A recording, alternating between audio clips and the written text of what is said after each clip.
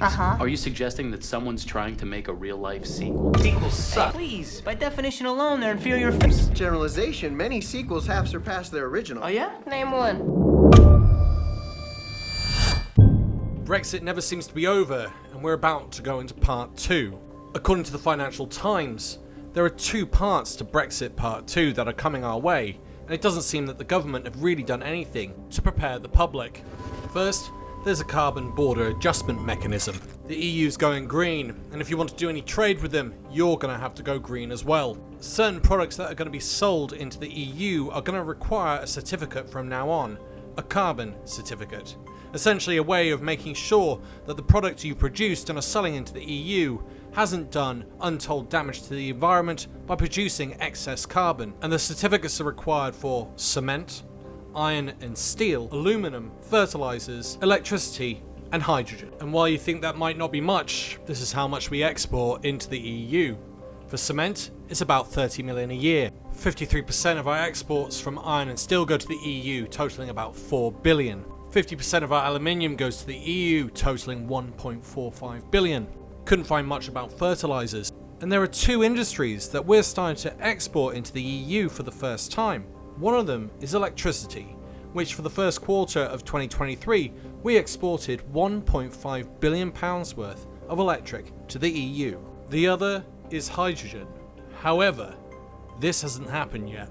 But the UK is pursuing a low carbon hydrogen export deal with Germany, and this came out only this year. You might question the impact of having to get one of these certificates and what it would be on the different businesses that have to get them. Well, there's quite a lot, to be honest. You've got compliance costs for a start. That means you might have to hire a consultant to tell you how to import into the EU. You might even need a solicitor. You'll need to hire in staff to deal with the extra admin. And if you're not compliant and you want to be compliant, you're probably going to need new technology. And we're not done yet because there are new VAT rules. Under the new rules, businesses providing services, including virtual services, to EU customers must pay VAT in the EU country where the customer resides. Rather than in the UK, this is a significant change from the previous rules where VAT was typically paid in the country of the supplier. So if you're offering online consultancy or services, maybe you're even offering online lessons. If your consumer is based, let's say, in Italy, you've now got to register VAT in Italy. And of course, every country in the EU has its own VAT rate. So it could be as high as 27% in Hungary, and it could be as low as 19% in Germany. And of course, the UK does rely quite a bit on its services. In 2020, the digital sector contributed 142 billion to the UK economy, and that was about 7.5% of total UK economic output. But interestingly, total trade in services in 22, the UK exported 146 billion to the EU. And what is yet to be cleared but is unlikely to happen is whether or not you'll get double tax. Generally that doesn't happen, but there is always that possibility, knowing the Conservative government.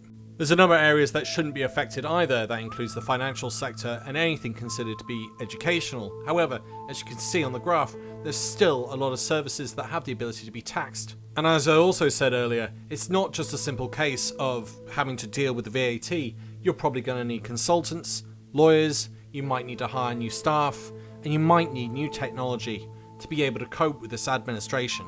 And yet this isn't even the worst bit. William Bain, the head of trade policy for the British Chambers of Commerce, has come out and heavily criticised the government for not interacting enough with businesses in the UK to explain this avalanche of legislation that's about to hit them. The British Chamber of Commerce has dubbed this Brexit 2, and they have issued a warning to the British government saying that they are seriously worried that 80% of UK manufacturers had little to no clue about the new green tax and the carbon border adjustment mechanism, as well as the VAT regulations coming in.